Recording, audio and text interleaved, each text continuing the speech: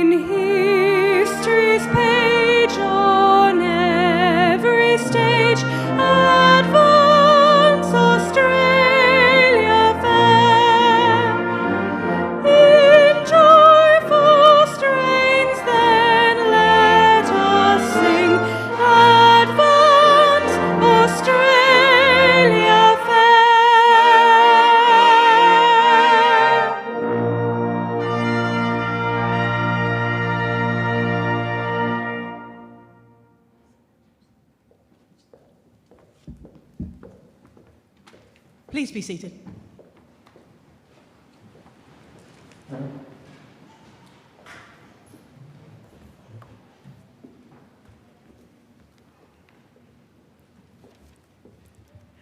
I, Catherine Branson, Chancellor of the University of Adelaide, declare open this congregation convened for the purpose of presenting degrees. Distinguished guests, parents, relatives, friends, and especially graduates, welcome to the University of Adelaide's graduation ceremony today. Gana Miana, Gana Yata, Nadlu Thampandi. We recognise that we are on the land of the Kaurna people. We acknowledge all Kaurna people, past and present, the original custodians of the Adelaide Plains, and thus of the land on which each of the university's campuses is built. We acknowledge the Kaurna people's ongoing spiritual connection to this beautiful land. Graduates, your graduation is an event in which you and your families and the friends who've supported you can take great pride. The university also takes pride in your success. Graduation Day is an important time for you to reflect on what brought you here and on what your future might hold for you. Whatever that future is, we're confident that the studies you've undertaken at this university, the skills you've learned and developed here, will stand you in good stead not only in your professional working life, but we hope in all aspects of your life.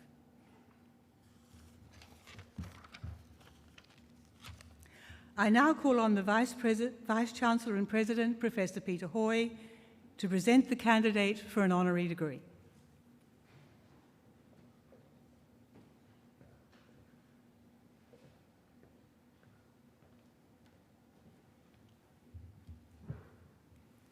Chancellor, it gives me great pleasure to present to you an outstanding candidate for admission to the honorary degree of Doctor of the University, honoris causa, Dr. James Mukey, AM. This award recognizes Dr. Mukey's long and distinguished career as an ophthalmic surgeon and his abiding commitment to fighting blindness in Australia and in some of the world's most disadvantaged communities. Having graduated with a Bachelor of Medicine and Bachelor of Surgery with honours from the University of Adelaide in 1988, Dr. Mukey quickly put his general medical skills to use as a volunteer doctor in Kenya. After completing his ophthalmology training in Adelaide in 1995, he worked as an eye surgeon in Jerusalem before undertaking subspecialty training in eye cancer in London. On his return to Adelaide in 1998, Dr. Mukey co-founded a $1 million Australian government-funded initiative, the Vision Myanmar program at the South Australian Institute of Ophthalmology, to deliver eye health and blindness prevention projects in Myanmar. Inspired by his program's success, Dr. Mukey joined the local colleagues to establish Sight for All, a social impact organisation delivering eye health initiatives in partnership with ophthalmic services in several low-income countries. This work has led to direct healthcare and community benefits in Bangladesh, Bhutan, Cambodia, Ethiopia, Laos, Mongolia, Myanmar, Nepal, Sri Lanka, and Vietnam. Dr. Mukey has created low-cost programs to fight blindness through collaborative research, sustainable education, and the support of infrastructure, including the comprehensive training of colleagues in Sight for All's partner countries, making significant steps in the battle to eliminate avoidable blindness.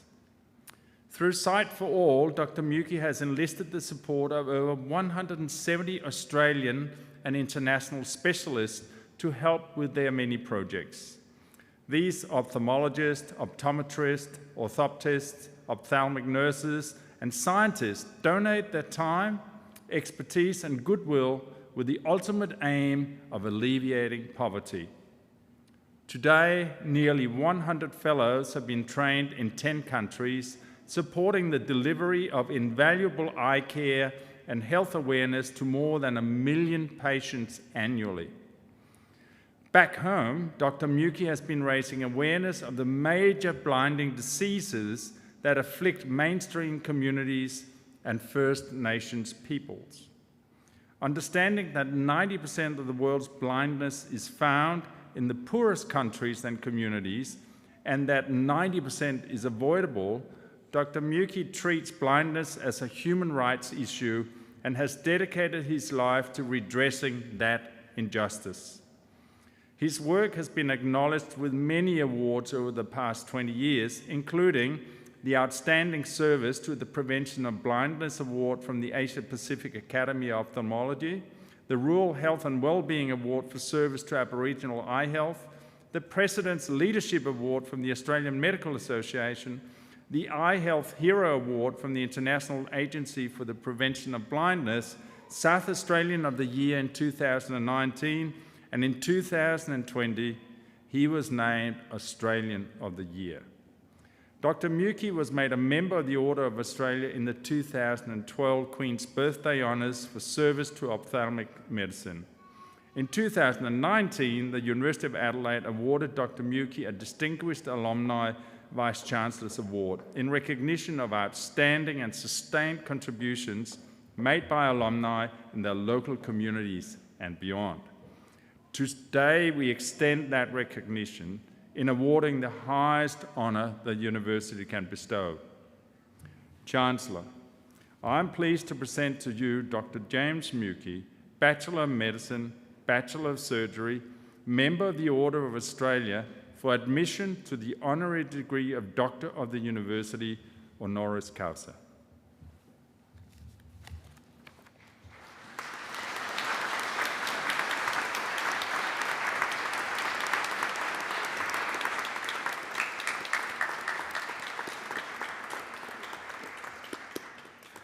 I'm delighted to introduce to you today's graduation orator. It is, of course, Dr. James Mukey, AM.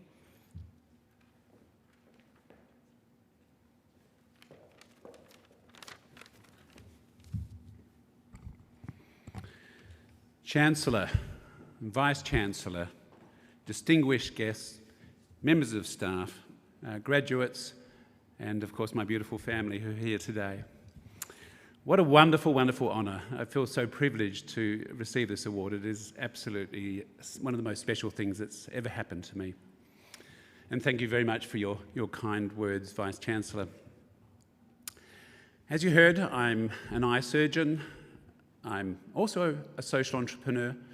But more than anything, I consider myself a doctor, and in particular a doctor who's graduated from the University of Adelaide. After my graduation, I then had to undertake my internship at the Royal Adelaide Hospital in 1988. And by the end of that year, I was over it. Those interminable years of study through high school, through medical school, the trials and tribulations of my internship with its killer 34-hour shifts that we used to have back then, I was also becoming a bit disillusioned. This was my first year of practicing real medicine. And I was mainly just encountering patients who had diseases that were, more often than not, chronic diseases that were self-inflicted and entirely preventable. I needed something different. I needed a change. Africa, with its dark and deep jungles, its endless savannas and majestic wildlife, had been calling since my childhood, when I used to sit in front of the TV, absolutely transfixed by Kimber the White Lion, Tarzan of the Apes, and Daktari, which was a program that most of you probably are not aware of, but it was about a doctor in East Africa. So I saved through my internship. It was my first year of earning money so that I could volunteer as a general doctor in Kenya, in East Africa. Before I started work, I wanted to go and visit. I wanted to see the gorillas in Rwanda.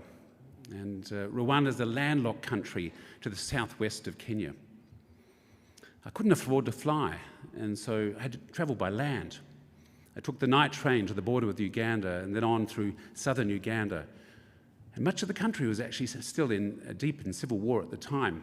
And I eventually made it to the southwest corner, which was the only safe part of the country before I crossed over to Rwanda. When Idi Amin, the former brutal dictator of Uganda, was attempting to re-enter this country that had deposed of his evil rule some years before. Idi had sent an advance party of rebel soldiers to pave the way for his return, when I just happened to find myself in the very same village at the very same time that this group of men decided to stop for the night. I was with a travelling companion, and the moment we set foot in the village, we were surrounded by this ragtag and heavily armed bunch of men. They were drunk, they were filthy, and they were very, very menacing. They tore apart our backpacks looking for weapons. Of course, they didn't find any weapons, but they found our binoculars, and so they accused us of being spies. And they actually told us that they'd seen us spying on them from the hills above the village. They marched us away at gunpoint and locked us in a ramshackle hut at the edge of the village. They told us to behave ourselves, and then they left us alone in that hut.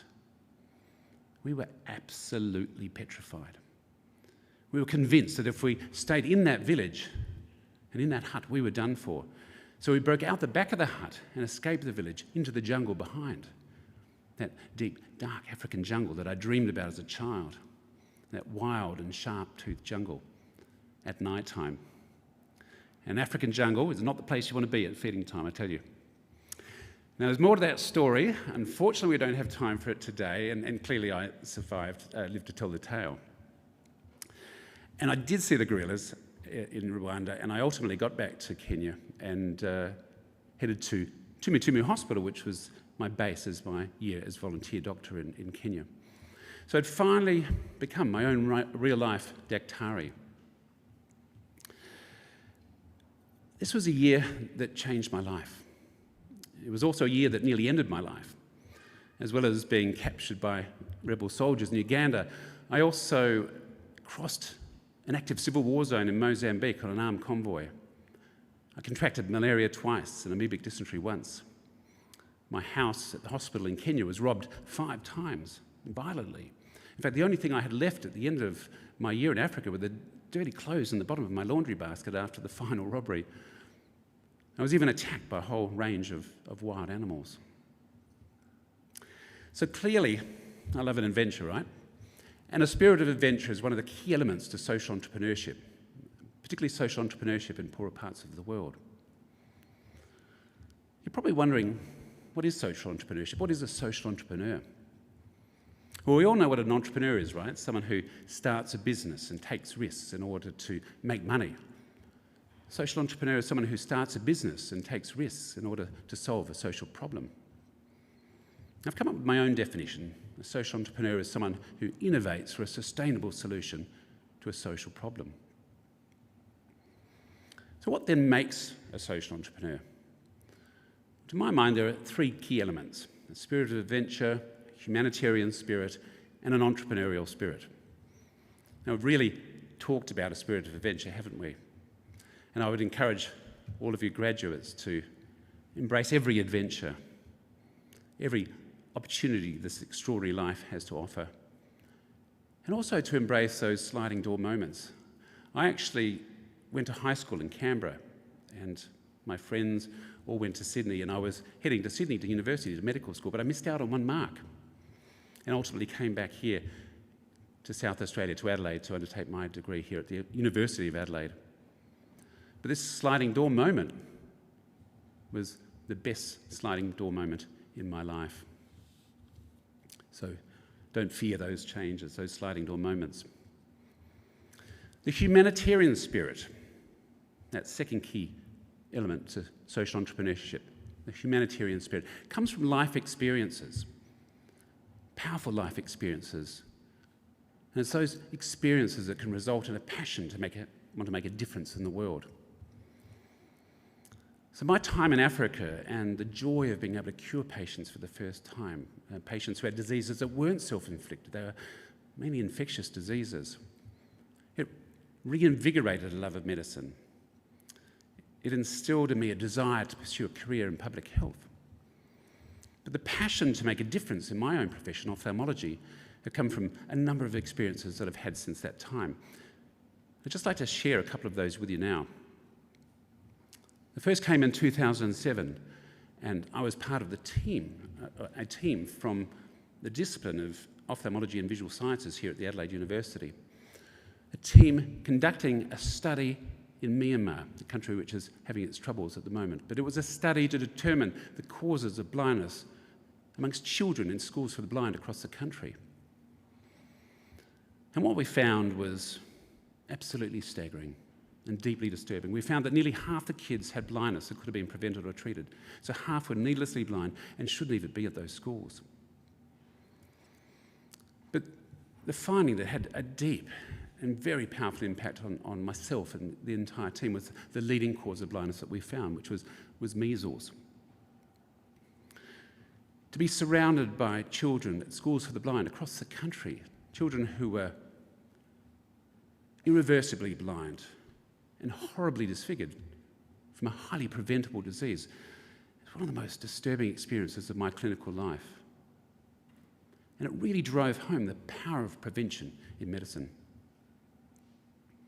Now, our studies went on to find that measles was the leading cause of blindness in 2 other countries where we undertook studies, in Cambodia in 2008 and Laos in 2013. Amongst a sea of children who are blind from measles in each of these 3 countries, we occasionally found children who were visually impaired, even blind, because they'd never been tested for spectacles.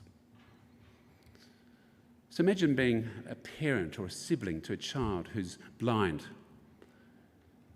living away from home at a school for the blind, receiving a substandard education with limited prospects for a well-paying career, a fruitful life, because they'd never been tested for spectacles, because there was simply no one there to provide that basic service, something that we here in Australia take for granted. So once again, I was filled with a passion to want to do something about this. Okay, so you're filled with this passion. What next? Well, that's when your entrepreneurial spirit needs to kick in. And there are a number of ingredients to an entrepreneurial spirit, but I'm just going to focus on one today, innovation. And if we look at my definition of a social entrepreneur being someone who innovates for a sustainable solution to a social problem, then innovation is a core part of that.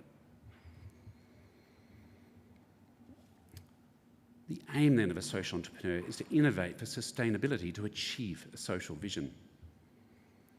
So what's our social vision? What's Sight for All social vision? It's to create a world where everyone can see. It's a big social vision, isn't it?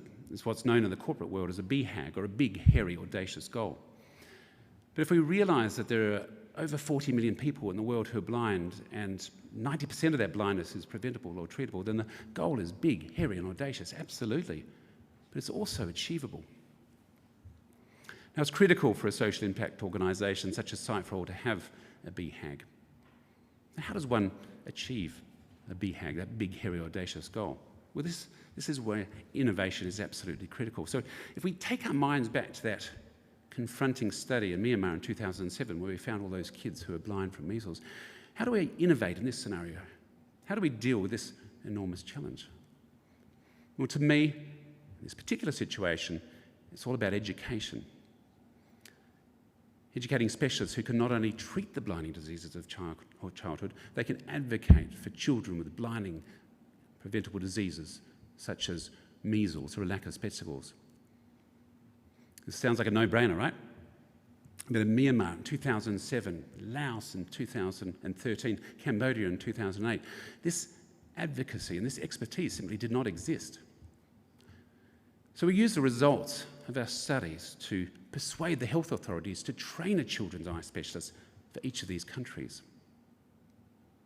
And one of these was a young eye specialist from Yangon, capital city of Myanmar. His name was Dr. Tan Tuanong.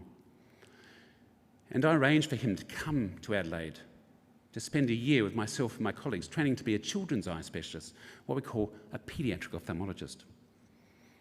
And he returned home at the end of his hands-on year of training as the very first in his country. And we set him up in the country's very first children's eye unit in the capital city, where he works to this day. He's now providing close to 30,000 treatments to children in his country every single year. It's super impressive, isn't it? It's almost impossible to comprehend, yet he does it. But what's even more impressive, as his confidence and his competence grew, he started training his own colleagues, and in 2015 finished training the second paediatric ophthalmologist for his country, and he now trains at least 2 every single year.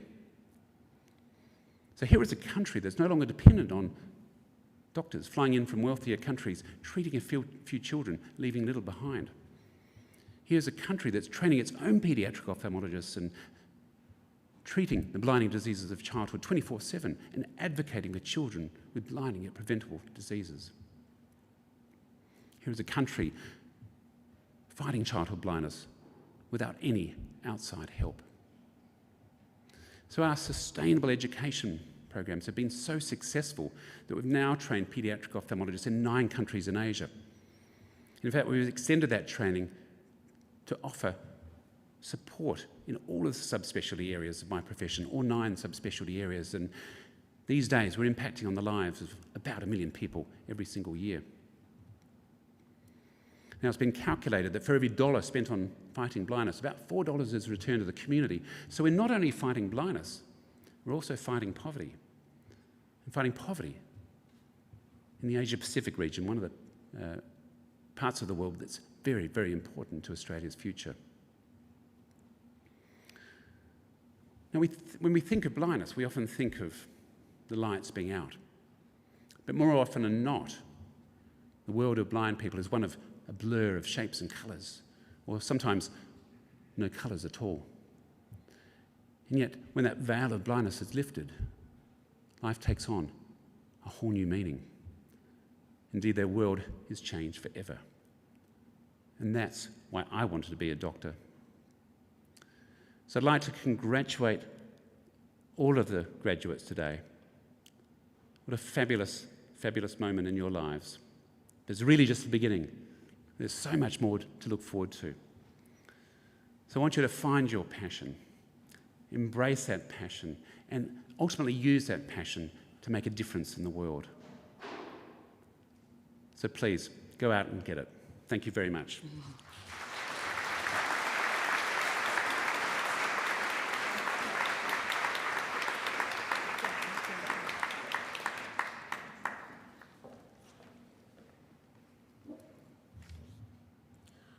On behalf of the graduates and their families attending today's ceremony, I would like to thank Dr. James Mwiki for his stimulating and inspiring address. We are honored that you have taken the time to join us on this special day to share with us your thoughts and experiences. Your words of encouragement and advice are greatly appreciated. They remind us that education places upon each of us an enduring responsibility to make the best possible use of our talents and to contribute to the betterment of society in whatever way we can.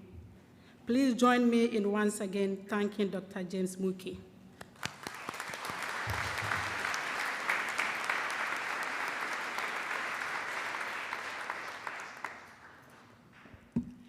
I will now receive the candidates for degrees. I call on the Vice-Chancellor and President.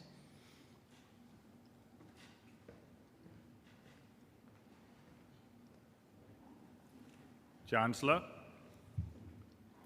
I, Professor Peter Hoy, Vice-Chancellor and President of the University of Adelaide, certify to you and the whole university that the graduates who will be presented to you have all fulfilled the conditions prescribed for admission to the award for which they are so presented. I, Catherine Branson, Chancellor of the University of Adelaide, by virtue of the power committed to me by the university, confirm that each graduate is admitted to the rank and privileges of a holder of the award in the University of Adelaide, for which they are so presented. I call on the Dean of Business and Pro-Vice-Chancellor Entrepreneurship of the Adelaide Business School, Professor Noel Lindsay, to present the graduates.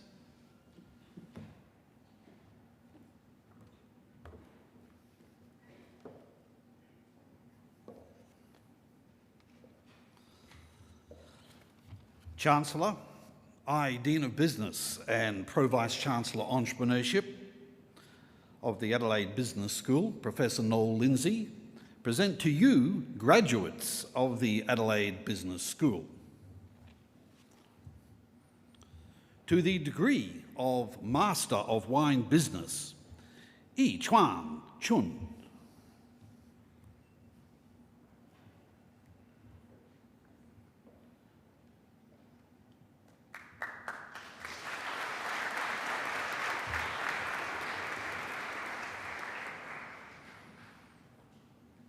Mauricio Didier Cruz Mora.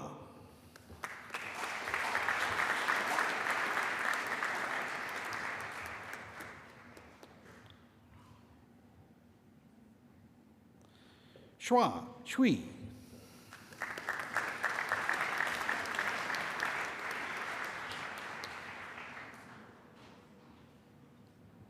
Zhuan Guo.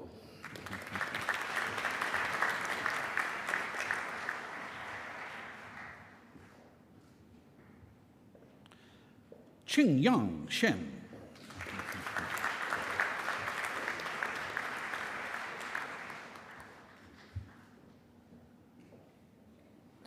Xuan Xia.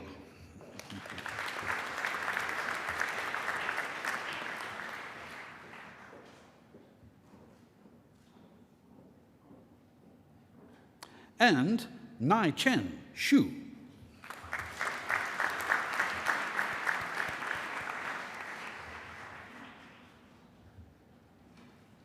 To the degree of Master of Professional Accounting, Matt Daniel Lance.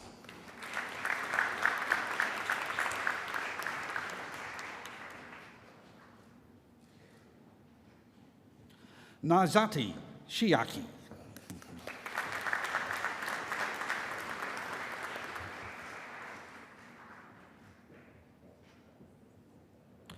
Juan Tan.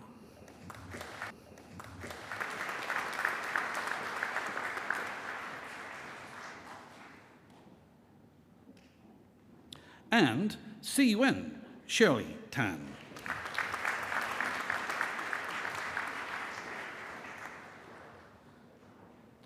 To the degree of Master of International Management, Sneha Dharmisht Bansai.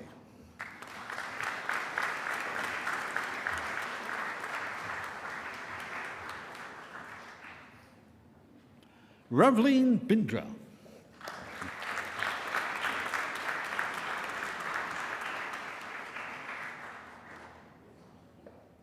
Ivana Ferdous Haq.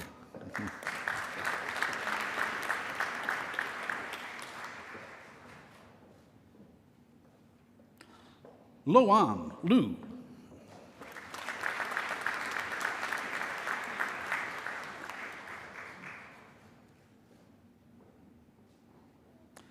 Manisha Nehemiah.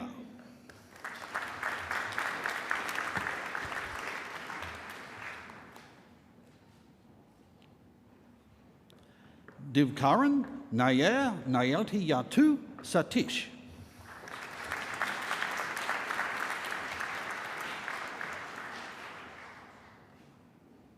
Nichamon Ron Palakorn.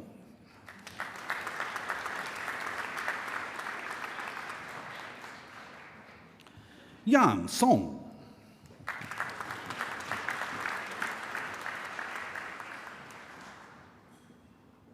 Rama Chandra Reddy Tamaru.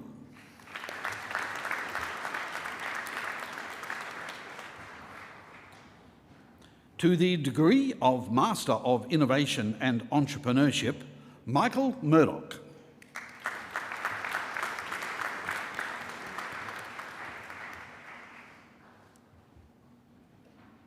To the degree of Master of Finance and Business Economics, Somphony Detsandoni.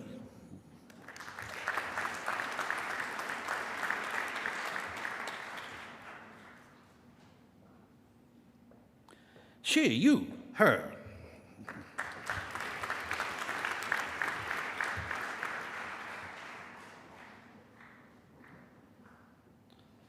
Zur Yong Liu.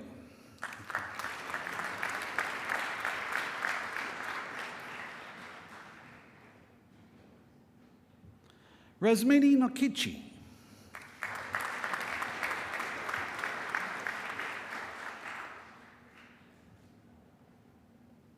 And Zhao Jie So.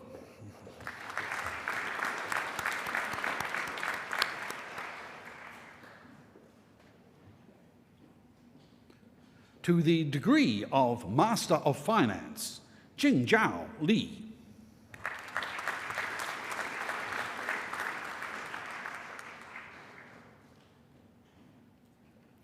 Pei Yao Li.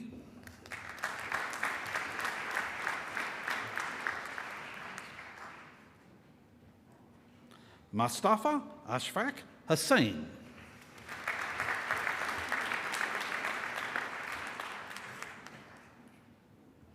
Ria Pathak.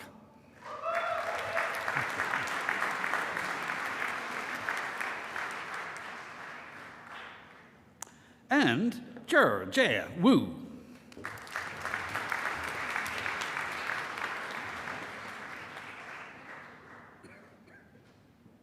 To the degree of Master of Marketing, Jasmine Zhe Ming Chung.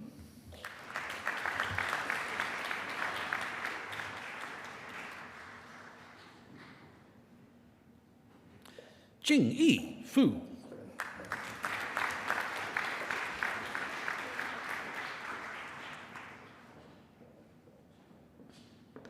Chuan Yap Li.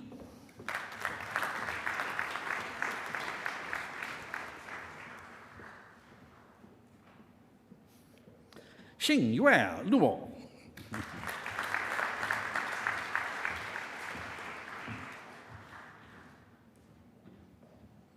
and Nyok Ti Hong Chuang.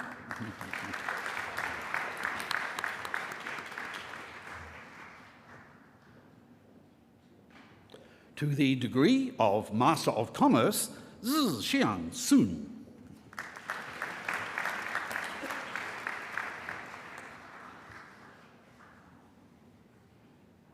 To the degree of Master of Business Accounting, Emerging Leaders, Damini Prabhakar.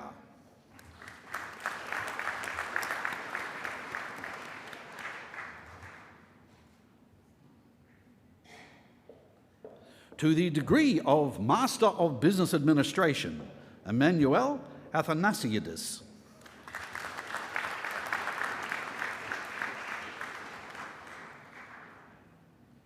Fahed Boma.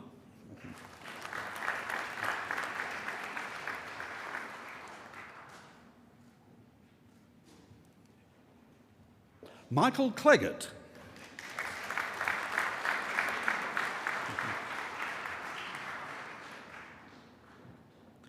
David Collinson.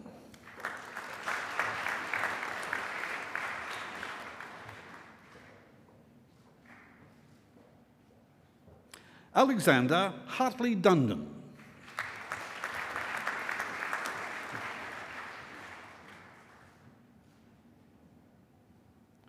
Jean-Michel Favre.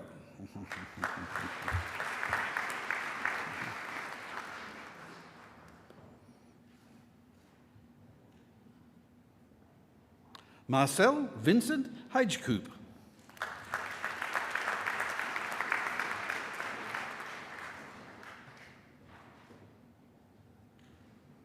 Wei Huang.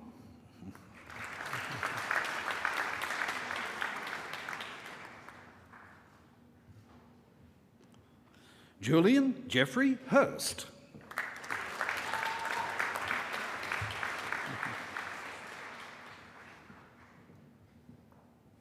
Mansour Ahmed Janjua.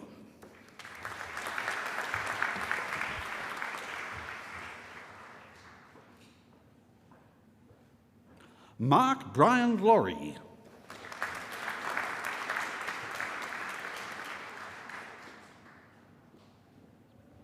Juan Polo Legaspi.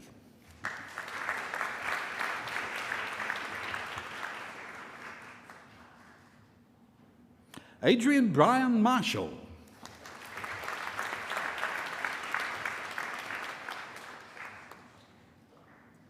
George Michael Petralis.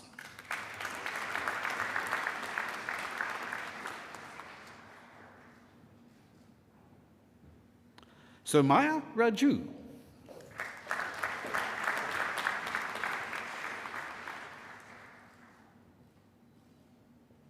And Catherine Ann Ralph.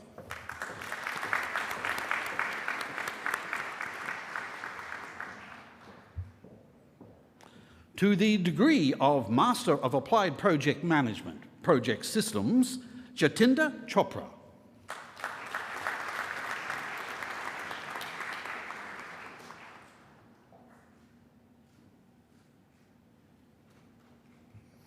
Nikhil Prakash Jadhav.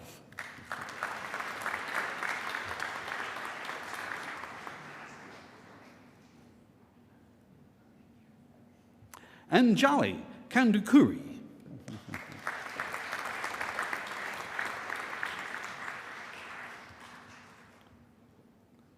Prajakta Vinod Kandara.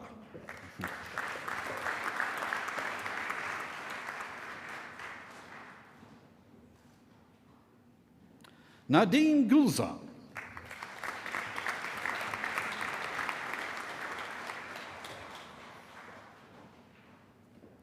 Somtokuku Shadera Okpagu.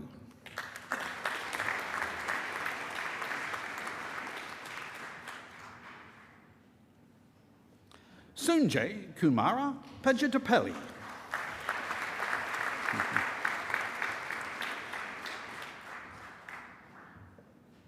Gillian Abigail Jimenez Salas.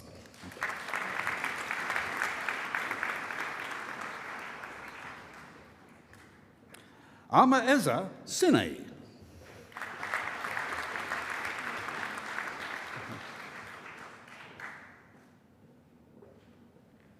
Vaibhav Singh.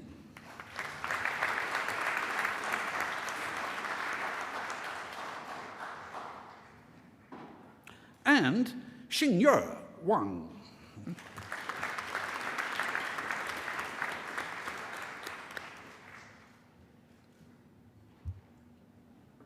To the degree of Master of Applied Project Management, Kamita Bhagawan Singh Dalawat.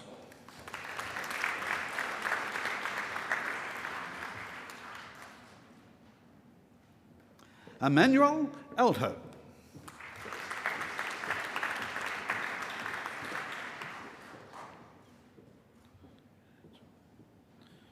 Xiao Chun He.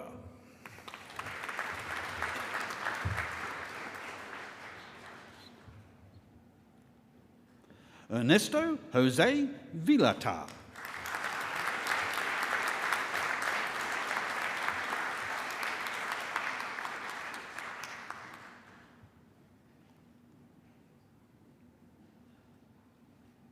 Roy D. Wong.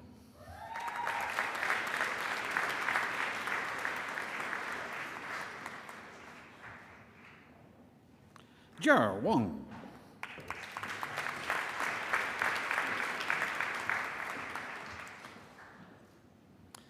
Jingnan Karina Shru.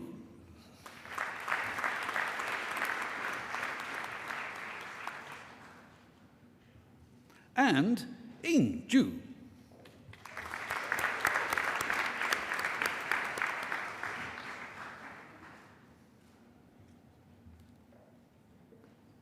To the degree of Master of Applied Finance, Sumaya Maktadir.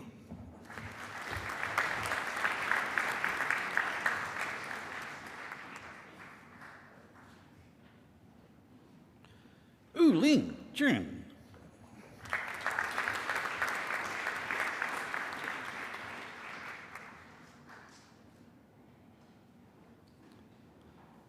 Peng Shu.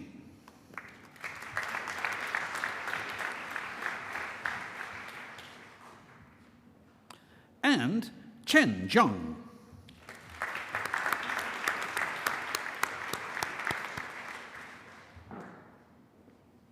To the degree of Master of Applied Innovation and Entrepreneurship, Lynette Joan Thurnham.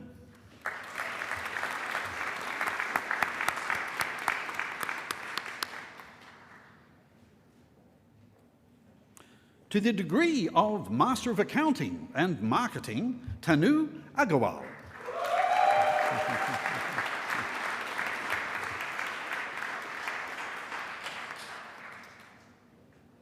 Ambika Baranwal.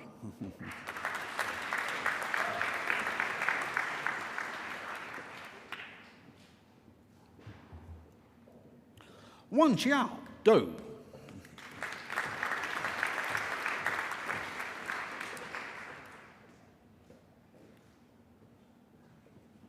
Chiao Tong Wang.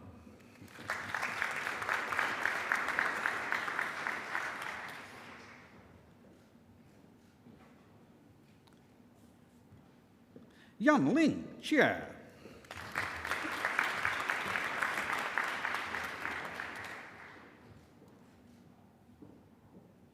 And Qi Zhao.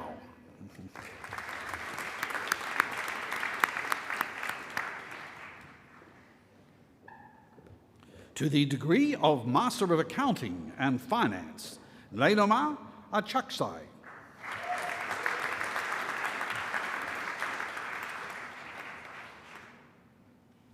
Lalawash Achaksai.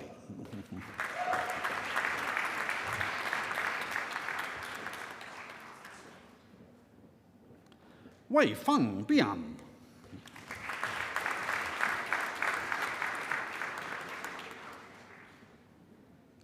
Jacob Kerno.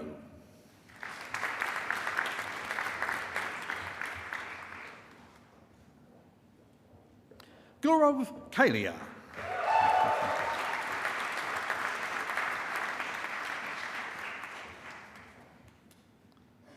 Chendana Cantonini.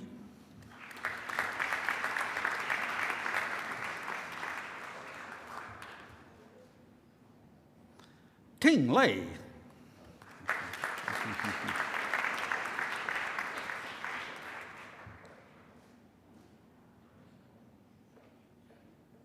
Chou Xia Li.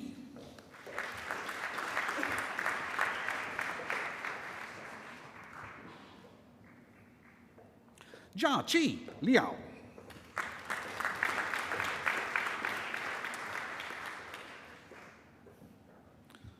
Qinghua Liao.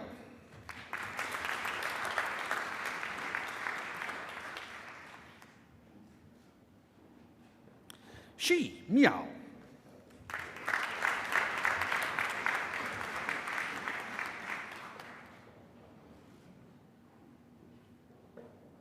Engsurin Orosu.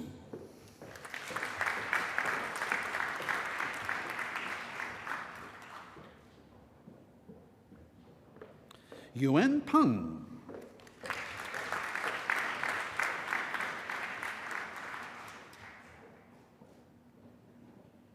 Roy Hong Chiao.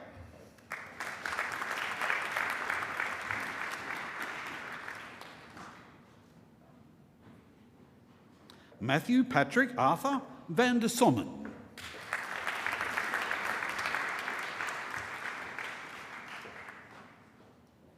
Jihua Wong.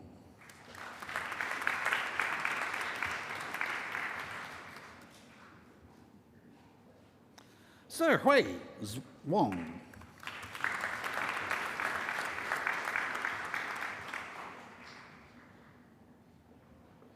Hui Zhe Xiong.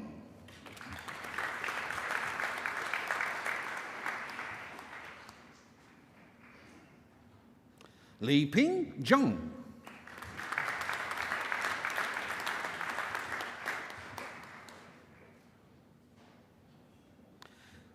Xingtian Zheng.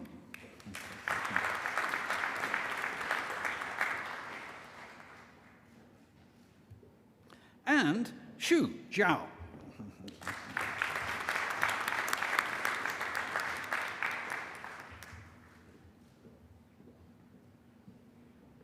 To the degree of Master of Accounting, Nermit Bhargava.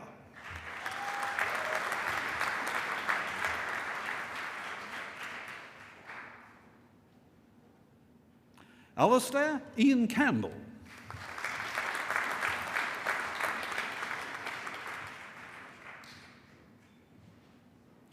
Peter Lee Edwards.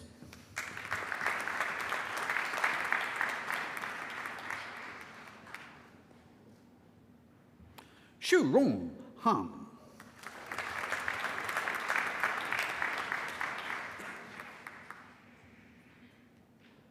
Junya Hua.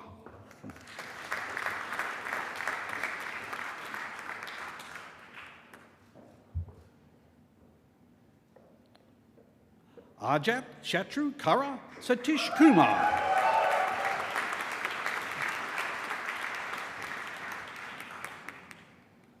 Li Xuan Lu.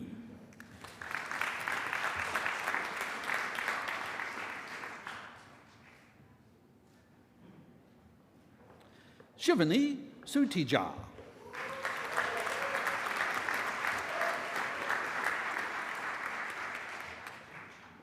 And Yifan Zhao.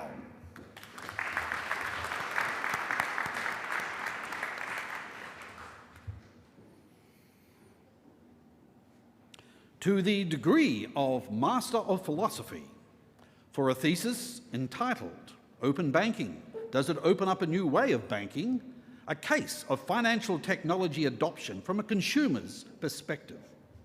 Sioi Rebecca Chan.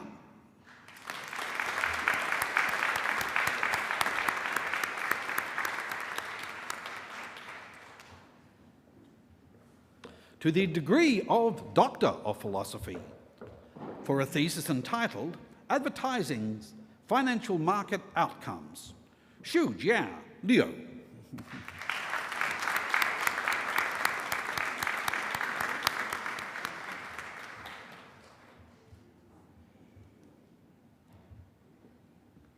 For a thesis entitled 3 Essays on Foreign CEOs, Christiana Osai Bonsu.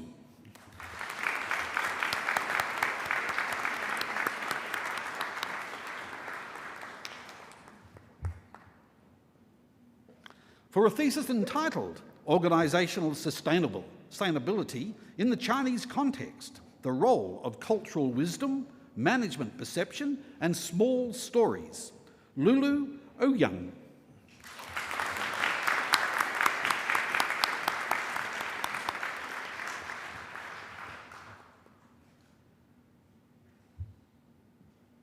For a thesis entitled A Digital Transformation Governance Framework for E-Government, a Systematic Approach, Samantha Jane Papavasilo.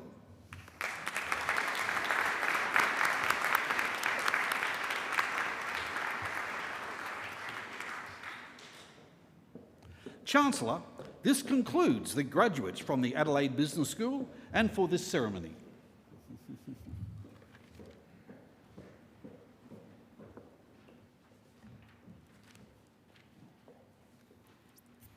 I'm very pleased to present to you now Sneha Bansal, who was presented this afternoon with the Master of International Management.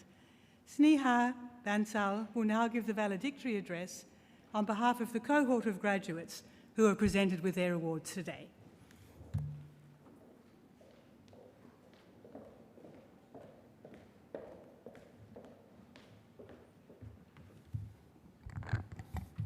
Dear honourable members of the university, faculty and staff, I'm grateful for the opportunity today, and on the behalf of class of 21, I would like to thank you all. You miss 100% of the shots you don't take. Wayne Gretzky, or as some would like to say, Michael Scott. 2 years ago, I left home, all alone, to come to this beautiful city that I now call my second home. As I stand here and address this room full of brilliant minds who are all now smiling, I can see you're hiding away the pain of the 2 a.m. cramming of notes and the midnight snacking. With the tedious group work and the thrill of submitting the assignment before 11:59 p.m., we have been through it all. I now look back and realize that it was all worth it. Every assignment, every test, every group work, and every presentation was a step closer to where we are today. I know what it feels like to be away from home and start life all over again. A lot of people told me not to go so far away from home, but I'm happy my parents raised a stubborn child. My family can't be here with me today to celebrate this victory, as I know is the case for a lot of you. But I'm sure they're proud of us. As for the friends and family sitting here, thank you for your support. Thank you, faculty, for pushing us to the best of our abilities and seeing the potential in us, even when we didn't believe in ourselves. You managed to keep the classes engaging with Zoom meetings, and when I'm sorry, but I think you're on mute, became the new norm. Every feedback report taught us to be better versions of ourselves. The university's open and inclusive culture made us feel accepted and gave us the platform to grow. We have finally found our voices and are ready to roar. I'm filled with bittersweet memories of this place. When I look back, I can still hear the sound of the piano playing in Nexus 10 and the sight of the marvelous events at Maths Lawns. Thank you, university, for the ping pong and foosball tables. You definitely cannot be blamed for the late submissions. I can still remember the library books keeping me company for hours at an end, and then the free breakfast would make me smile again. The friendships that have been lost and found, and all the memories that this place beholds. We're all part of this. This is not the end of the journey, it is the start of a new one. Sometimes you will never know the value of a moment until it becomes a memory. It seems like just yesterday it was my first class, and I went to Hungry Jack's for some good shake-to and fries. Fast forward to now, I would like to say I'm still not very lucky. Speaking of things that might not always go as planned, the pandemic has taught us to be brave, resilient, and strong. Remember to be kind to yourself too. Don't let anyone else tell you otherwise. I see you and I feel you, and I know what you have been through is not easy. As my favorite character, Monica, in Friends would say, welcome to the real world. It sucks. You're going to love it. Thank you for the adventure, Uni Adelaide. We're off to a new one.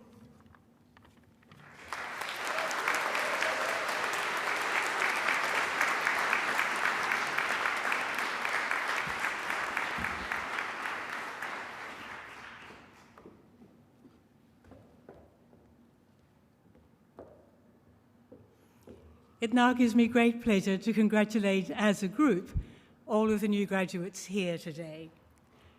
Be proud of what you've worked to achieve, but remember those who supported you along the way, who'll be your family, your friends, and I hope also you will remember the staff of this fine university who've worked with you throughout your studies. I wish you every success as you start on this new stage of your careers. As graduates of the University of Adelaide, you're not only its alumni, you become its ambassadors.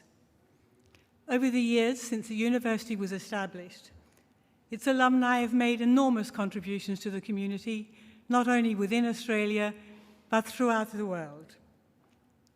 Today, you join that group of over 147,000 alumni located in more than 134 countries around the globe. We also have 17 global alumni networks, including 8 international networks. I hope you'll give thought to joining one of them. I'd like to take this opportunity to thank the mace bearer, Christiana, and also the valedictorian, Sneha, and all who assisted in the organisation and running of today's event. Let me ask all of the graduates to remain seated and invite everybody else who comfortably can to stand and once again join with me in congratulating the graduates on their success.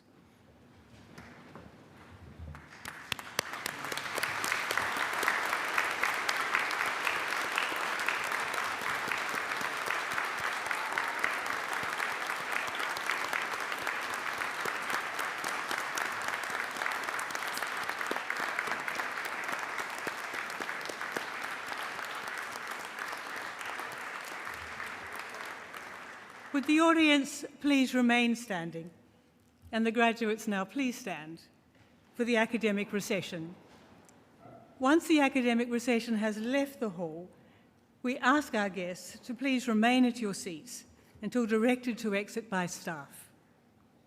I now declare this congregation adjourned.